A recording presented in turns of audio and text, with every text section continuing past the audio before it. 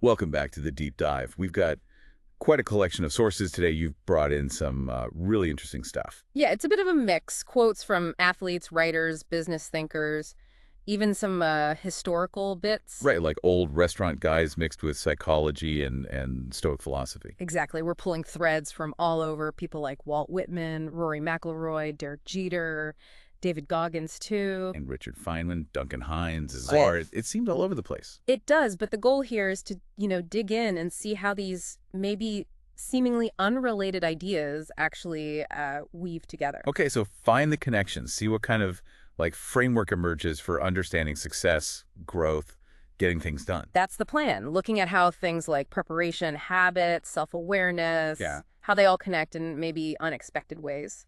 All right, let's dive in. Where do we start? Looks like the sources kick off with self-knowledge, authenticity. Yeah, that Whitman quote, I have learned that to be with those I like is enough. And then we end on a similar note, choosing to live by choice, listening to inner wisdom. Not just the random opinions flying around. So why is that the starting block? Why is that so fundamental? Well, I think it's because any real growth, any achievement that actually sticks, it has to start from who you are, you know? Okay. Not who you think you should be or who others want you to be. If the foundation isn't authentic, the whole thing's, well, it's unstable. Right, you're building on sand. Exactly. It has to start inside with knowing yourself, what you actually value. Which sounds straightforward, but then you hit that Richard Feynman quote. Ah, yes. The first principle is that you must not fool yourself, and you are the easiest person to fool. That adds a layer of difficulty, doesn't it? It really does. It's the crucial counterpoint.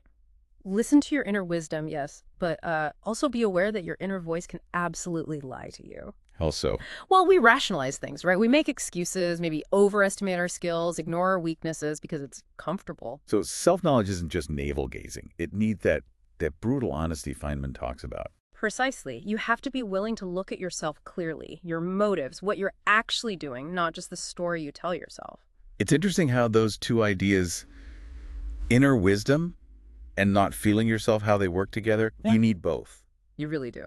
And the Duncan Hines story you mentioned, that seems like a perfect example of this in action. Absolutely. He wasn't trying to be some big shot entrepreneur. He was a traveling salesman. Right. And he just genuinely needed to find decent, safe places to eat on the road.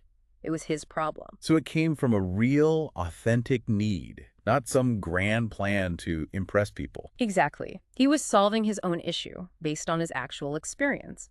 That's listening to your inner reality grounded in the world. Okay, so if we start with that authentic core, that honest self-assessment, where do we go? Knowing isn't doing. Right. And that's where the sources pivot quite nicely, I think, to preparation. Derek Jeter's quote, "The game slows down when you're prepared." And speeds up when you're unprepared.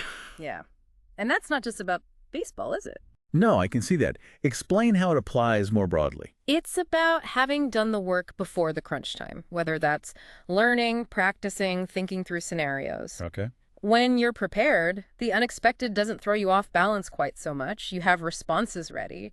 The situation might still be tough, but you aren't scrambling internally. You've already processed possibilities. Yeah, you're operating from a stronger base. And how does the Stoic idea fit here? Epictetus. Working for your ruling principle, making sure it's in harmony with nature. That sounds deeper than just homework. Ah, it is. The ruling principle, that's like your core self, your reason, your values. Your inner compass. Exactly. So Stoic preparation isn't just about knowing facts or skills. It's about training your mind, training yourself to assess things rationally, calmly, based on your principles. Not just reacting emotionally. Right. It's building internal resilience, internal focus. That kind of preparation helps you stay steady no matter what's happening outside. So it's both external readiness, the skills, the knowledge, and internal readiness. Yes. The mindset, the clarity. Yes. And look back at Duncan Hines again, or the Zagat's.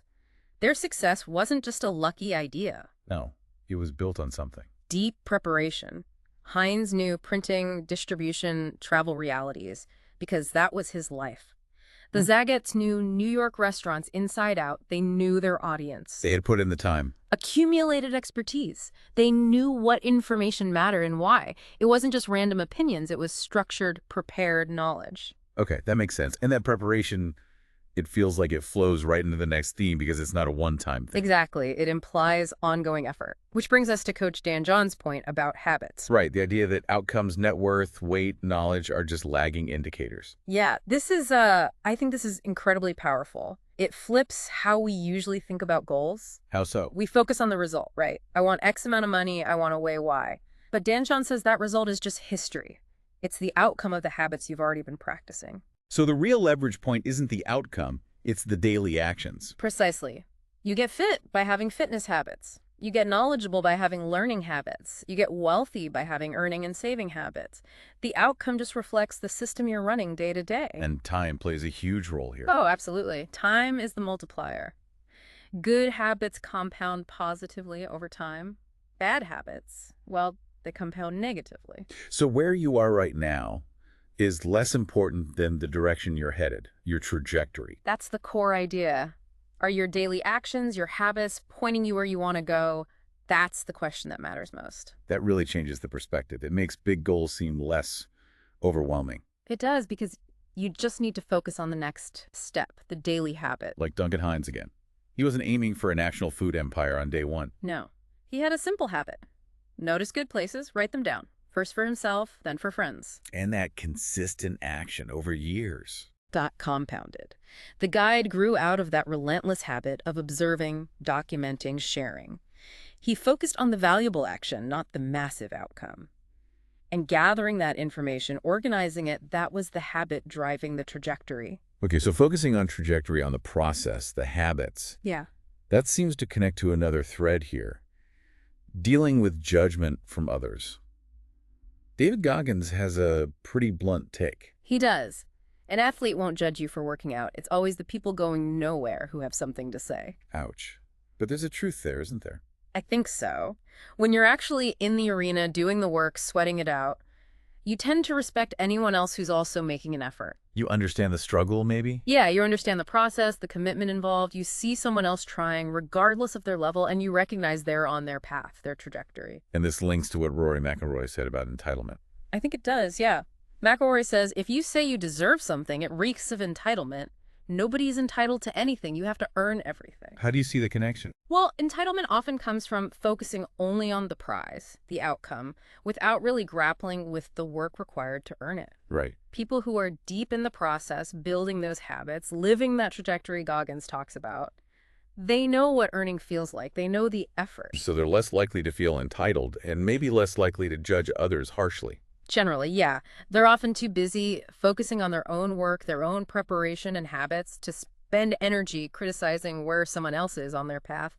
They respect the grind. So if we try and pull all these threads together, authentic self-knowledge, but with brutal honesty, thorough preparation, both internal and external, and then this relentless focus on daily habits and trajectory. It really paints a picture, doesn't it? It shifts success from being a destination you just sort of arrive at Right. to being a dynamic process, an ongoing journey defined by the direction you're heading, fueled by consistent, intentional action. It's less about where you are now and more about the system you have in place for moving forward. Progress over perfection.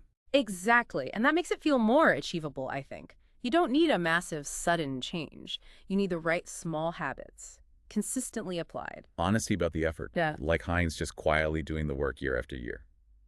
Okay, so wrapping this up, what's the big takeaway for you listening? We've journeyed from old travel guides to habit science to ancient philosophy. And the common thread seems to be that real, lasting achievement doesn't really come from quick fixes or feeling like you deserve something automatically. Or worrying too much about what others think. Right.